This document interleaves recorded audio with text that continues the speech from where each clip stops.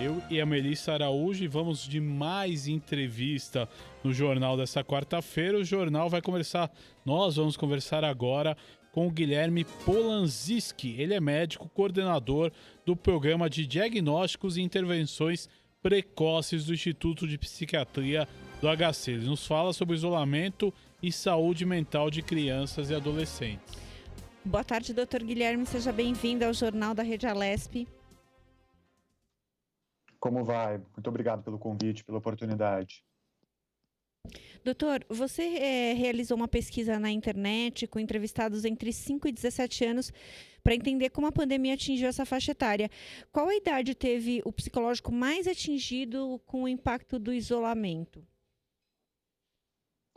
O nosso estudo Jovens na Pandemia ainda está em andamento. Nós temos atualmente cerca de 10 mil famílias participando nas análises em que nós preliminares, em que nós buscamos entender quais são os fatores que se associam a mais sintomas de ansiedade, mais sintomas depressivos.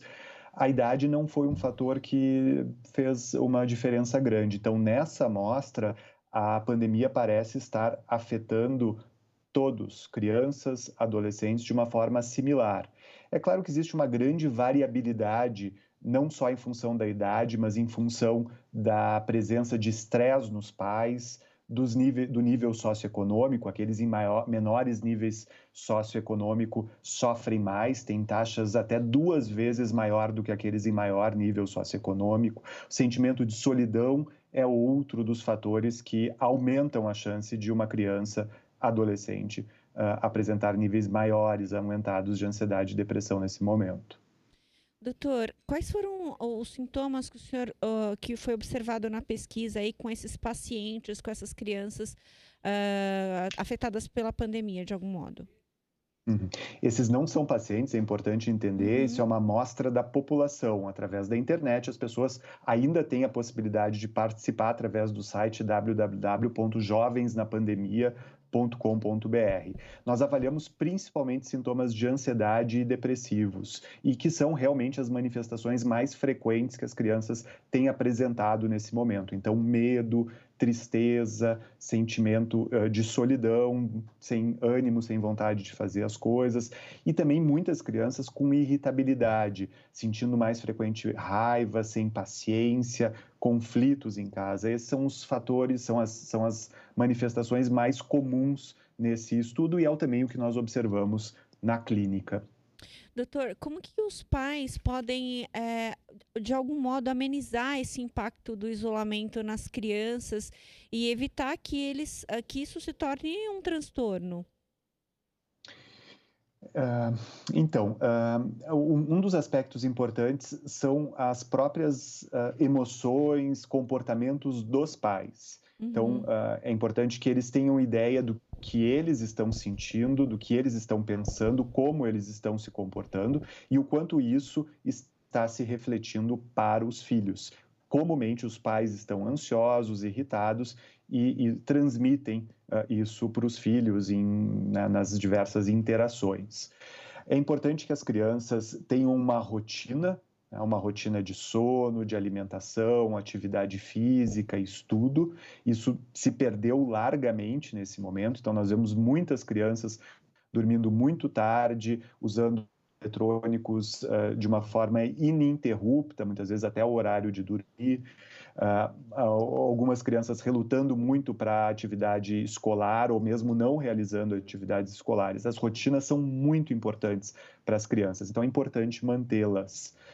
O convívio com amigos, quando possível, mantendo todos os cuidados necessários nesse momento, pode ajudar também. Espaços abertos, parques, oportunidades que as crianças tenham para correr, para brincar, enfim, são muito importantes. E quando existem essas manifestações das crianças, ou seja, quando claramente elas contam que estão sentindo medo, tristes, é importante falar sobre isso. É importante validar o sofrimento que as crianças têm. Então, aquela ideia de que, bom, todo mundo está passando por isso, você não deve sofrer.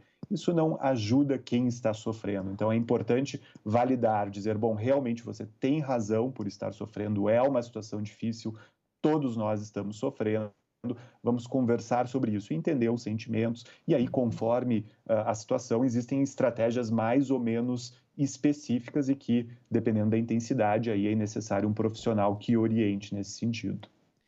Doutor, quando que quais são os sintomas, qual o indicativo que essa criança precisa de um atendimento profissional?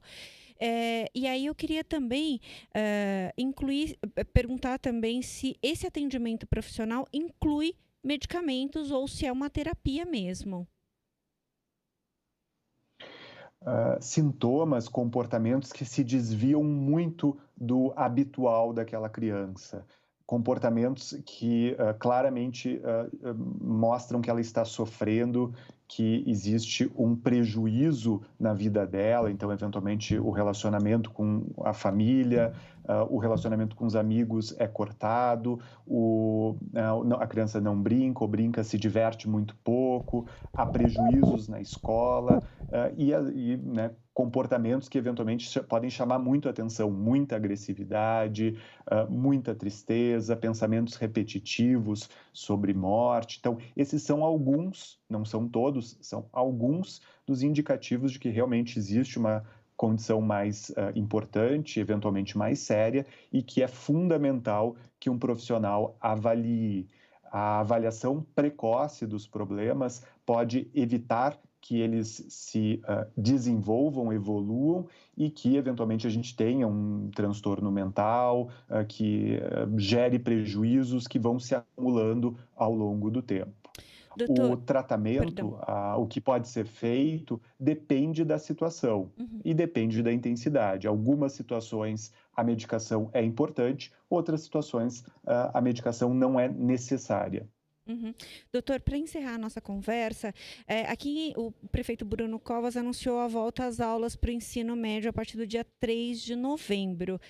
Do ponto de vista da saúde mental, isso é bom para os adolescentes, esse contato aí com outras crianças, sair dessa condição de isolamento, e aí tem a questão também do medo de espalhar o vírus. Até que ponto essa questão aí é positiva para o aluno, para o estudante?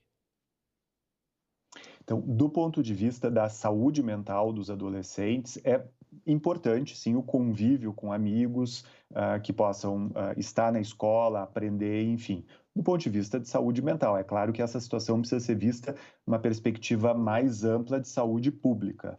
O medo da contaminação, o desconforto pelas medidas de distanciamento vai existir. E para algumas crianças, realmente pode ser um estressor, né, essa volta às aulas que gere mais ansiedade, mais medo. Aí realmente a gente vai precisar ajudar esses adolescentes, essas crianças, porque em algum momento elas terão de voltar. Doutor, eu gostaria muito de agradecer a sua participação aqui no Jornal da Rede Alesp. Muito obrigada pelos esclarecimentos. A saúde mental é um ponto que a gente precisa realmente de muito cuidado, muita atenção desde a infância. Sem dúvida, muito obrigado.